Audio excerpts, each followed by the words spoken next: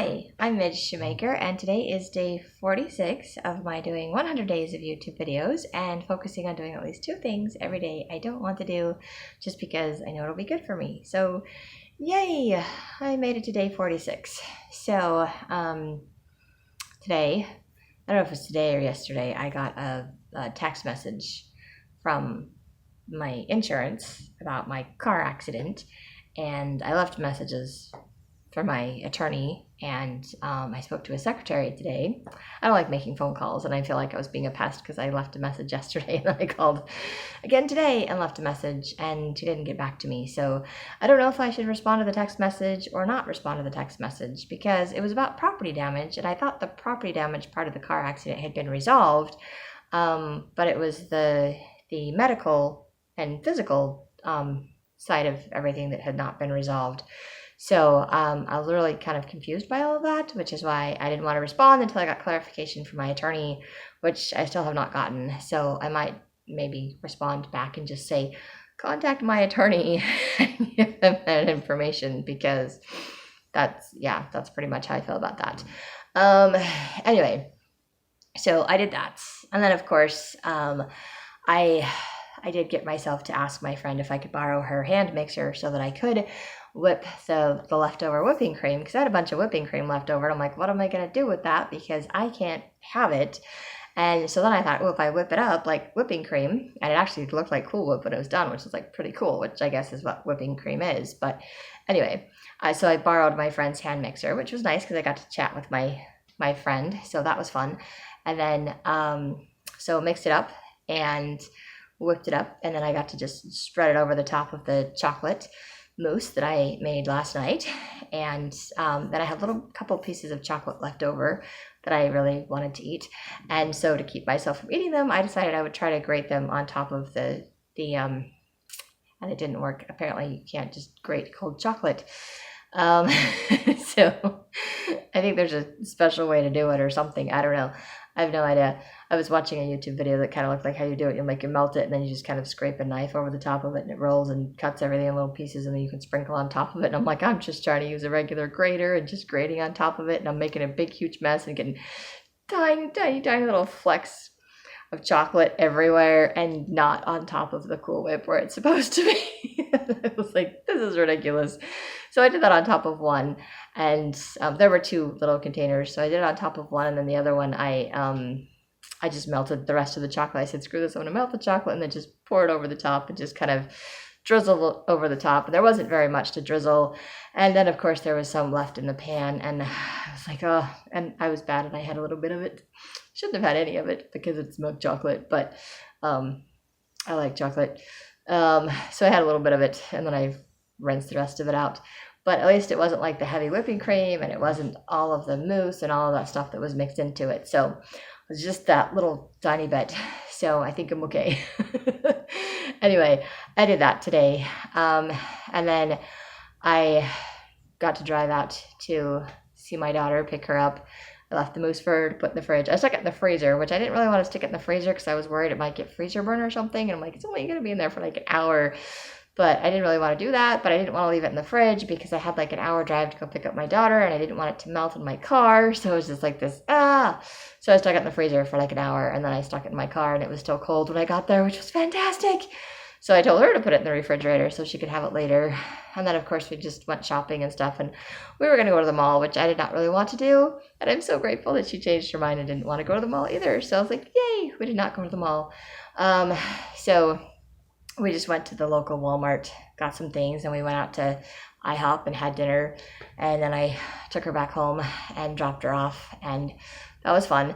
And we did have some interesting conversations. Not entirely sure I like having those kinds of conversations, but I think it's good because my daughter's growing up, and she asks like questions, and she tells me what's going on in her life, and then she asks me questions about things. And we were talking about just being honest with people, and that's something that's really hard for me to do. And I told her that. I said, it's hard because I just want to be a people pleaser, and we live in this world where it's all about, not hurting other people's feelings, but we end up hurting ourselves sometimes by not sharing how we're feeling, or because we're always putting somebody else first. And it's hard to remember that we can set boundaries and that we can say how we feel. And, I get it. Sometimes it's hard to tell a person that you don't really like them or you're not interested in them in that way. Even if you don't really know them, it's hard. And because she brought up some story conversation like that, and I was like, yeah, it would be nice if everybody would just be honest, but it still hurts. It's still rejection in one form or another. And then, of course, I told her my solution, which is not the right solution, is that I have a tendency to just avoid people until they kind of get the hint and go away, which is not very nice, because I should just tell them I'm not interested, or I should just be honest and tell them I'm busy, or whatever the case may be. But it's just because I don't know I'm not very good with confrontations. So I'm hoping my daughter will be better at that. She already seems to be better at so many things than me at this point, and she's so much smarter when it comes to emotional things and confronting people and taking care of herself. And I love seeing her that way and seeing her just bloom, and it's amazing. And she's so smart, and I love that. And she's learning that it's okay to let go of friends, that even though it's sad, but it's like, because she deserves to be treated better and not to be manipulated into situations. So it's nice that we can have those kind of conversations. So I had a situation that I shared with my daughter, and then I ended up calling my Al-Anon J friend and talking about it, because one of my other friends, Al-Anon friends, she's having a really rough time in her life right now, and I understand that she's having a really rough time right now, and I know that she's in crisis mode, basically, and in survival mode. And so I know she's not thinking clearly, and she's asking me to do things that I know, one, aren't the best for me, and two, aren't good for her, because we'd already discussed it before, and it wasn't something she wanted to do, and it wasn't something she was comfortable with. But now she's kind of in a crunch, she's in a bind, and so now she wants me to do that, and I was like, I don't feel comfortable with that. So it's really hard for me, because it's really hard to say no, and it's really hard when it's a friend and I care about my friend. And so I was talking to my Al-Anon J friend, and she reminded me that it's okay to just say no, and that no is a complete sentence.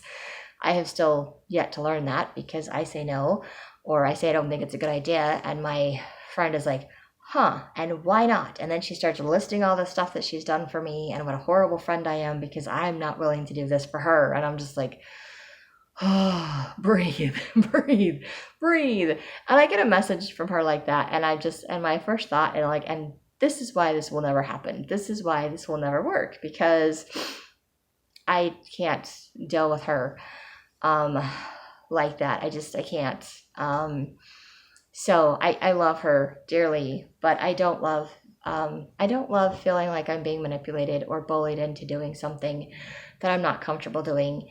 And I grew up in that environment. I grew up being bullied into doing things, being manipulated into doing things, having other people's feelings hurt, and feeling like it was my responsibility to fix them, to fix the situation. And it's taken me years to get to the point where I'm like, it's not my responsibility. It's not my job, and I can't fix this for her, and I can't put myself in an uncomfortable situation or a compromising situation for me just to make things better for her.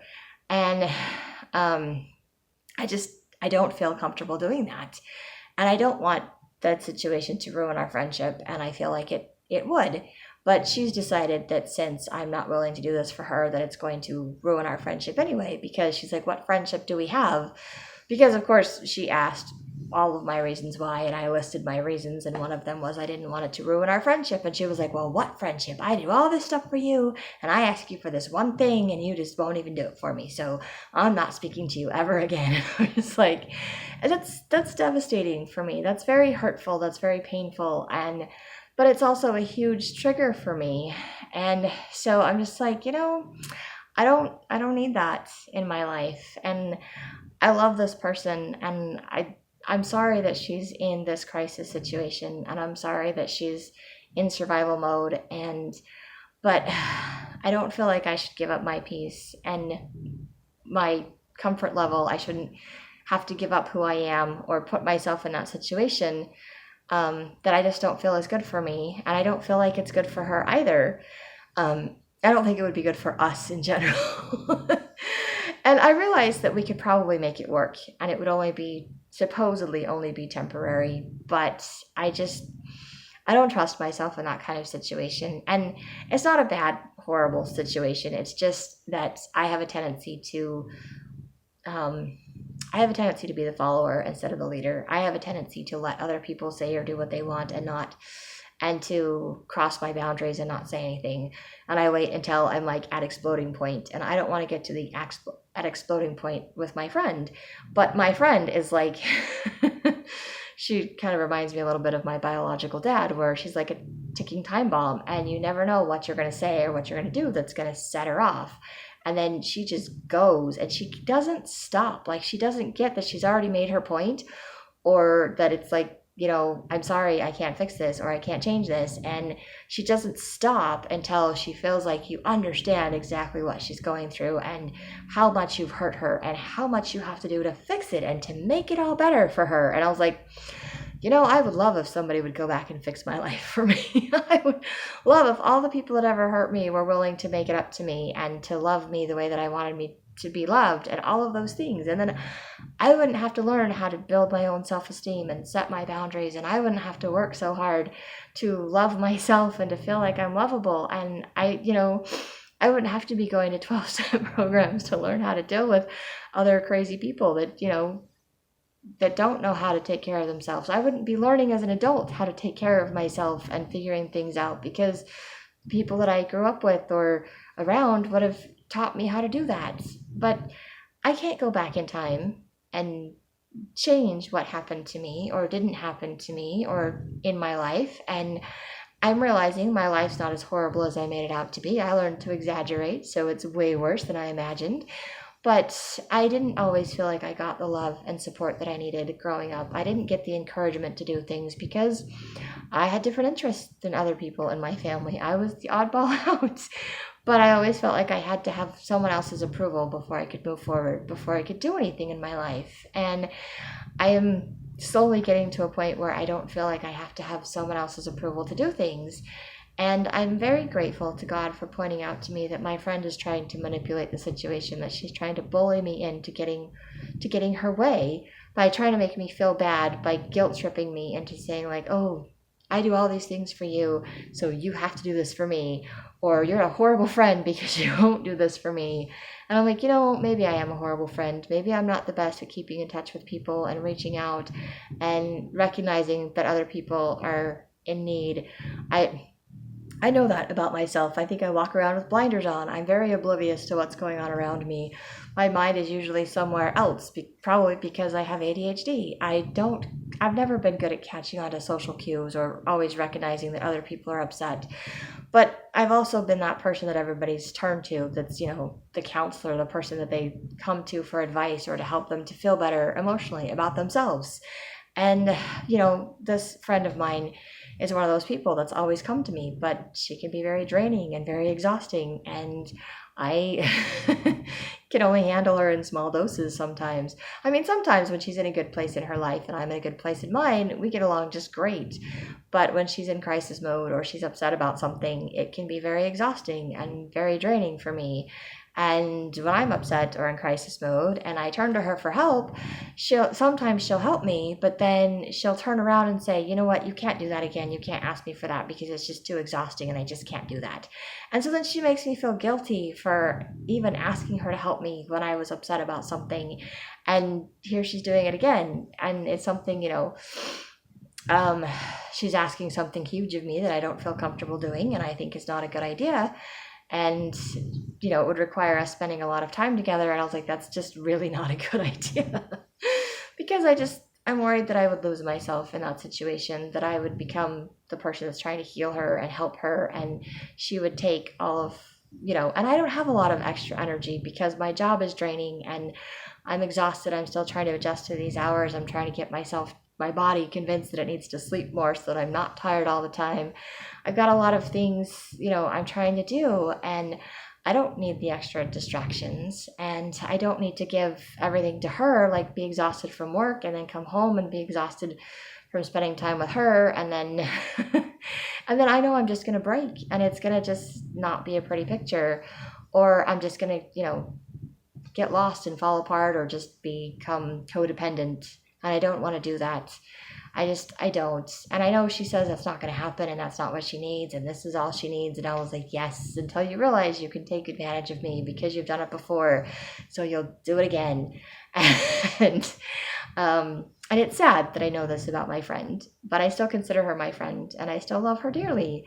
And I've done what I could to try to help her, but I don't know what else I can do. And I told that to my daughter. She asked me if I was going to help her, and I said no. And she's like, what? You're not going to help her? Why not? And I said, I don't know what to do for her. And I explained the situation to my daughter, and she's like, oh, yeah. She's like, what are you going to do? I'm like, I don't know. I don't know what to do. Do you know what to do? And she's like, no, I don't know what to do. And I said, I don't either. So I can't help her. And sometimes I think in life, it just really sucks when you see people suffering and you're not in a position that you can help them or you can't do for them what they want you to do for them. And that's really hard for me. It's always been really hard for me because I grew up being told that I was a peacemaker, that it was my job to make everybody else happy. And so I still feel that way.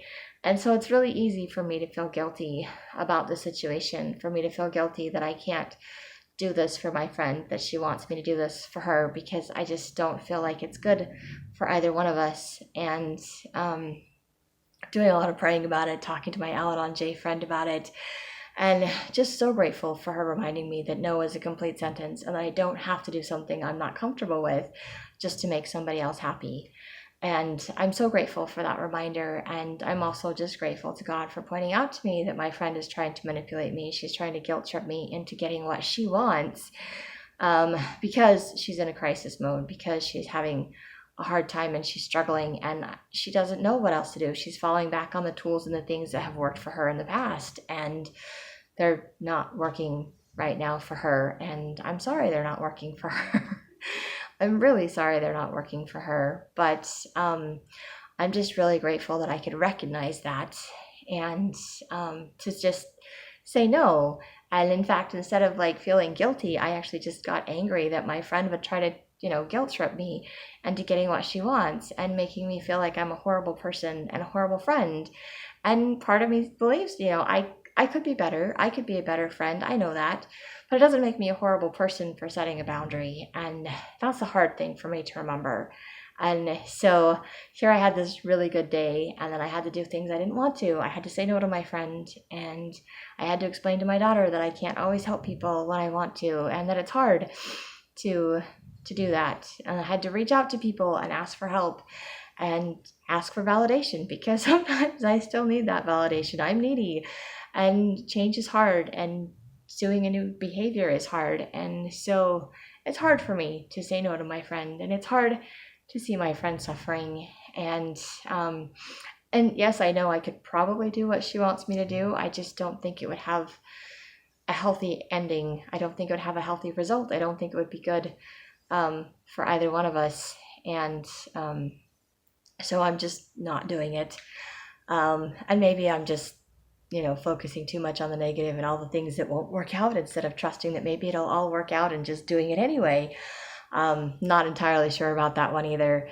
But I think the biggest thing for me is that I feel like she's trying to guilt trip me into doing something that I said I wasn't comfortable doing, and demanding answers that I wasn't wanting to give. And of course I gave them, which I should not have, because it just, made things worse.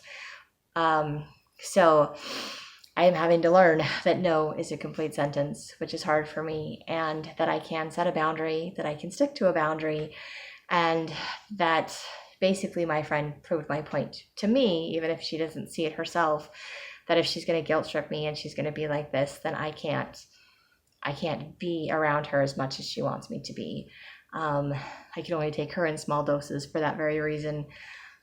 So I'm grateful to God for showing me that, and I'm grateful for all of you for letting me just vent and listen to me and my crazy, because I'm not necessarily crazy, but it is hard to learn a new behavior. It is hard to set a boundary, and sometimes the people we love and care about don't understand the boundaries that we're setting to take care of ourselves, and they do feel hurt and they do get upset. And in my case, my friend has decided she doesn't ever want to speak to me again. She will, because it's not the first time she's decided she won't ever speak to me again. But anytime things don't go her way, that is her solution. It's like, well, you're just not a good friend and I'm just not going to talk to you again. And then when she calms down, she apologizes, or, or she needs something again, and then she'll call me. And, I think I've been that kind of friend to people before, and I don't want to be that kind of friend anymore. So I am learning. It's a learning process for me. I think it's a learning process for everyone. And I know I'm not perfect and I'm not the best friend in the world, but I don't think that it makes me a horrible person for setting a boundary and taking care of myself. So but I'm still struggling because mentally I know that, but emotionally I still feel like I'm a horrible person for turning my friend down in a time of need, because I just don't feel like it's a good idea. So that's my little struggle. Anybody has any advice on that? I'm open to advice and suggestions. Or if you just want to share your own stories, please feel free to comment below. If you like these videos, you can hit like, subscribe, share with someone else if you think they'll like it too. And I hope you have a great day full of gratitude, and maybe find one or two things to do today that you don't want to do, but would be good for you.